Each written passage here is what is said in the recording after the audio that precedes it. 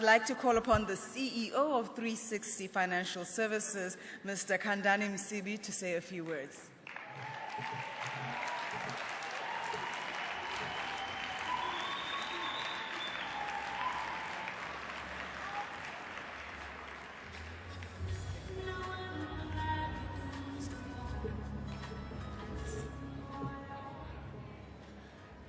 The President of the Black Management Forum, the former leaders of the BMF, and the Minister who has just left the room, my colleagues, dignitaries, ladies and gentlemen, good evening. I stand before you here as someone that might face a disciplinary hearing on Monday when my principals find out that I took their money and sponsored a bourgeoisie event. The only comfort I have is that one of the most influential regional secretaries of NUMSA, Mbuso Ngubane, is in the room. So if I'm charged, we are charged together both. The group that we lead, we became the accidental leadership of this group with Msibi Mazwi.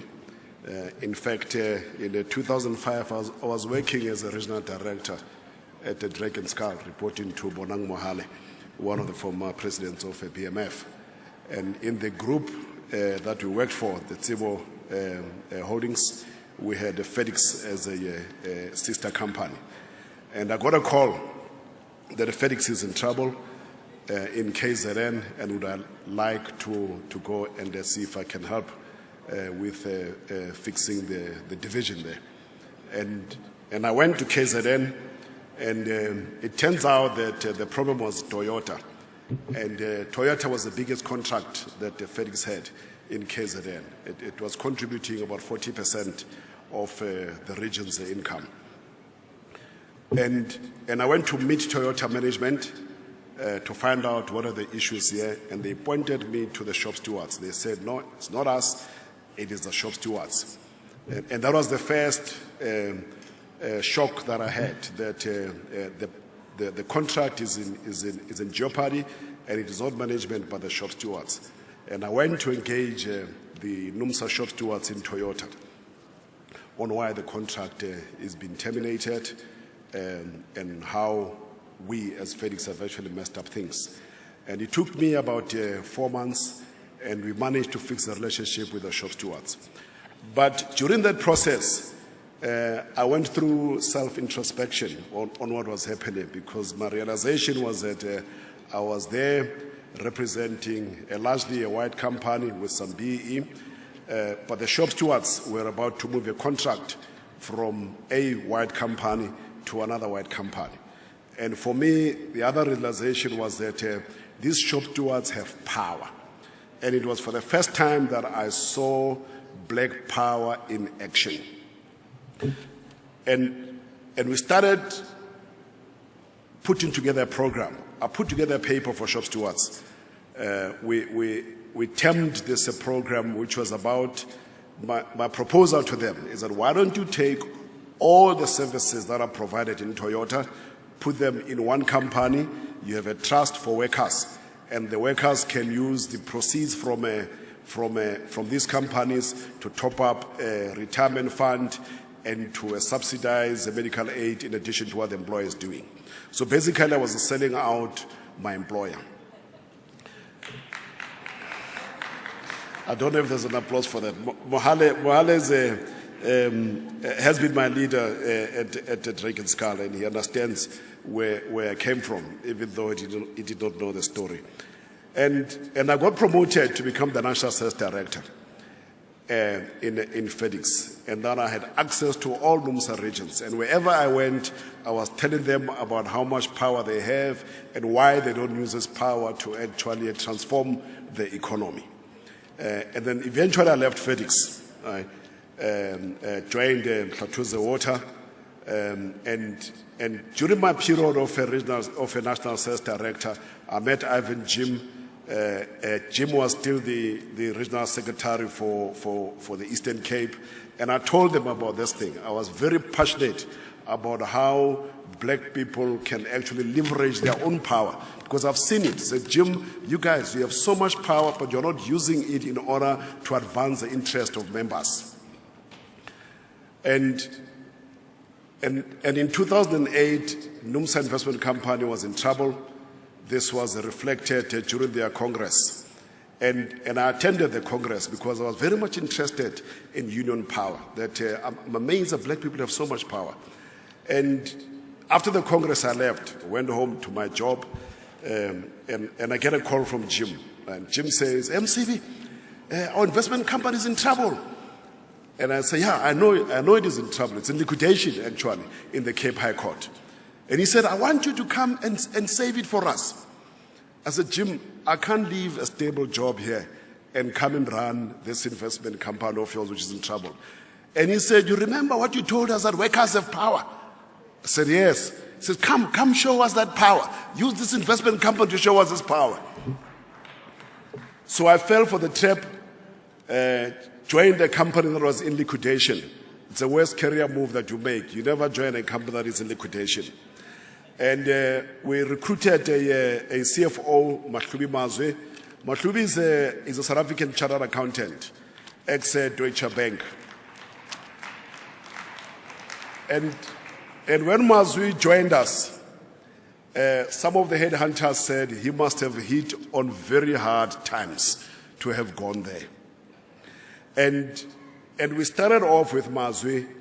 The first thing is that we own a funeral business, Doves Group. We don't talk a lot about Doves being owned by NUMSA.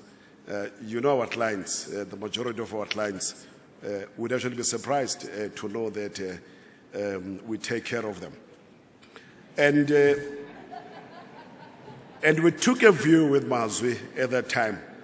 Because Masibi, I was this kind of guy that never, when there's a funeral, I don't get involved. I always say how much, and then I give them whatever money they need. I never ask for receipts. Umahlubi, even today, when we visited Dove's branches, he's scared of going into their fridges. I remember one day we were in Durban, right? And as we walked down the stairs, there was one worker who was putting in his white gloves. Masibi turned and took another direction. We then took a view that we cannot be a business in the funeral industry only. We want to become a financial services company. And we're clear about that. Right? And we bought an insurance company, Union Life. We own a fully life license. We created a brokerage business, NUMSA Financial Services. We branded it with NUMSA because we wanted to leverage and test this NUMSA power. And I can tell you now that NFS is one of the most feared brokerage company in the market. And through it, we have tested black power. We have tested that this thing can be done. I would sit with NUMSA shop stewards in PE, where we present our strategy on financial services. And some of the things that they would say to us is that, Comrade Msibi, we're going to open the doors for NFS. And when those doors are locked, we're going to kick them open. And that has been the attitude of NUMSA shop stewards, whereby today we own a medical aid administrator company, Sechaba Medical Solution, which has had a dominant position amongst NUMSA members. Sechaba is a typical black business, not a BEE business. Sechaba was established in 1978, survived apartheid, and today it administers Sizwe Medical Fund, which also was established in 1978 by Dr. Mutlana and a number of black doctors. We have a medical aid with 50,000 largely black people. I think about 99% or so black people. We are a challenging organization in the market. Our presence in the market is not just to be there as a black business, but to be there to actually make a difference in terms of how financial services are offered. We we share very strongly the view that the financial services industry in South Africa is extractive. It does not necessarily add as much as it can to the South African economy. If you think about medical aid as a product, because many of you are in the medical aid, the medical aid costs have been escalating above wage increases and above salary increases. And nobody has asked a question to say why, and why can't we stop this? And through the 360 Financial Services Group, we want to challenge the status quo. We want to ask questions as to why is it that medical aid organizations and their administrators don't own hospitals, don't own clinics, don't own pharmaceutical companies in order to bring down the cost for their clients.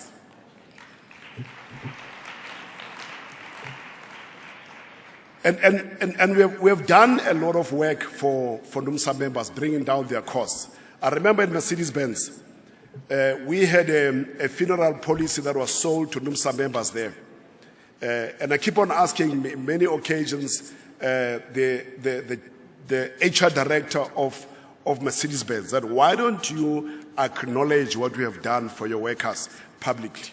There were 1,000 members with a funeral policy that was costing them 850 rands.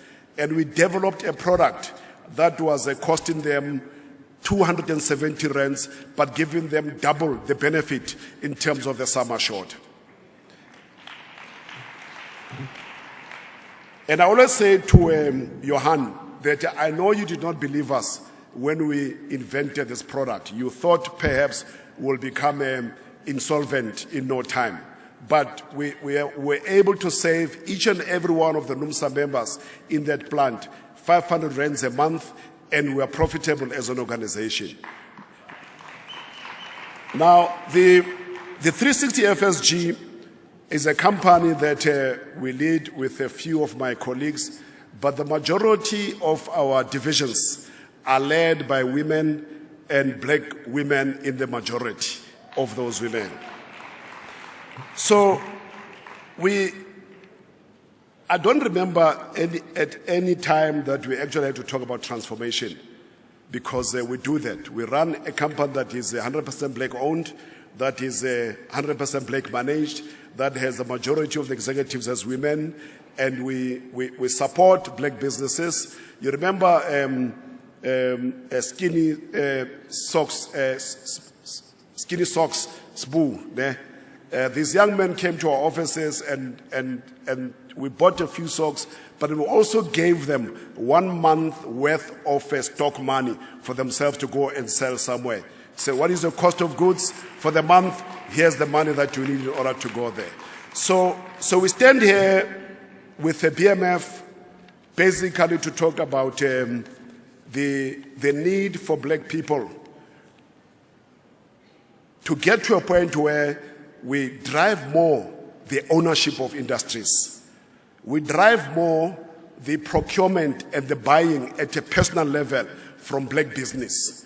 That if we think that the state and only the state must buy black, and you, when you procure medical aid, you must not ask if it is a black enterprise. And you, when you procure insurance, you must not ask if it is a black organization. Then the level of transformation we require will never be achieved. We are always going to be the ones that are complaining about transformation. Mr. President, we have sold to NUMSA a concept that we call Vision 2020. I had the privilege of addressing the NUMSA National Congress, and the Congress gave us a mandate. This Vision 2020 is about the NUMSA members leveraging their own expenditure in order to liberate themselves. Vision 2020 is us saying to NUMSA, for every policy we sell, for every member in our medical aid, we're going to, in addition, make available money to NUMSA. We've committed that from 2020, as the investment company, we will give NUMSA, the organization, 100 million rands per annum. every year going forward. And we have been given the mandate as well to go into every region of NUMSA. Up until now, we have addressed 7 of the 9 regions of NUMSA. Tomorrow, I'm addressing a region of NUMSA of Ekurhuleni, one of the biggest regions, with about 60,000 members just in Ekurhuleni. And I'll be addressing about 600 shop stewards. And what you are saying to them is that let us leverage the black rand. Let us not chase away money and give it to white companies and then complain about transformation.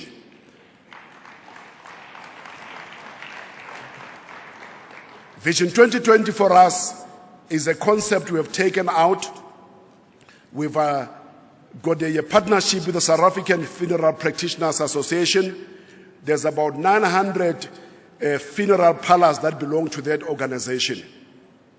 And they all contribute more than 3 billion rands in insurance premium to the insurance market. And we have signed an agreement with them that says that we, as a socially owned investment company, will help you create your own insurance company so that you don't take out the margin out of your own businesses and take it into other communities. We've also gone to a point where we're saying to both NUMSA and the South African funeral practitioners, right, that there is no point that we call on the establishment of a black bank when there is no black person who stands up to establish a black bank. We've challenged as well the regulations because a lot of the elements of our economic subjugation have to do with the regulation, have to do with how the regulator is applying the regulation. The South African Reserve Bank has a requirement of 150 million rands for you to start a bank.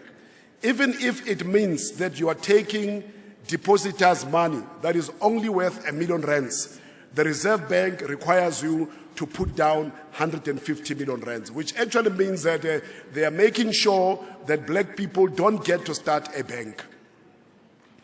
So we're using the cooperative bank opportunity to say, let us create cooperative bank.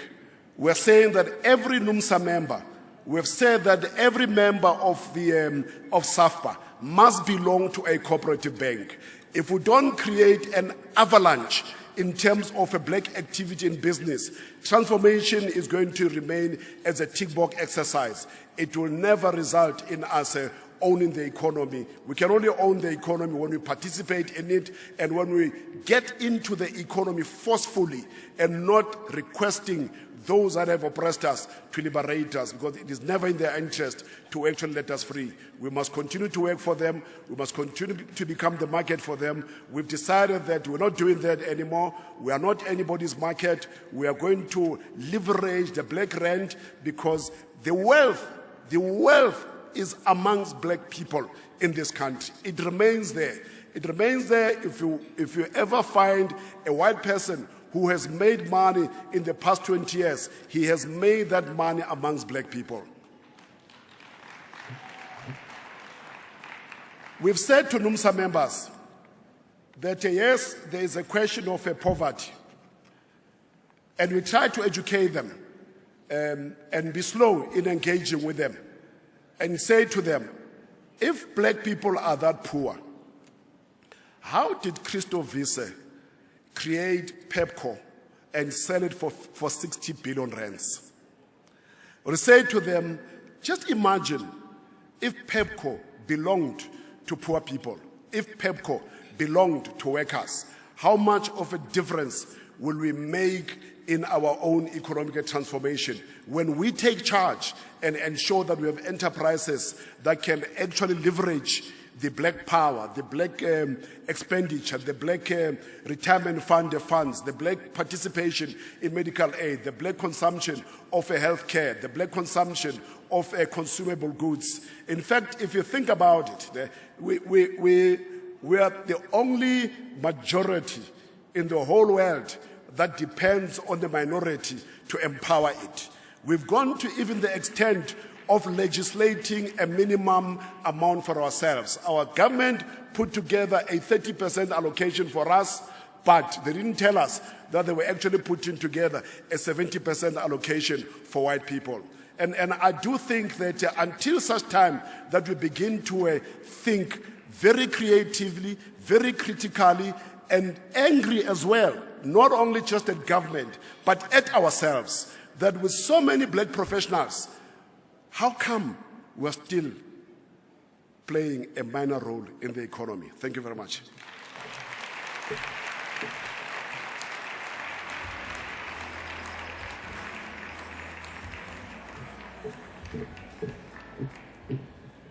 And on that heated note,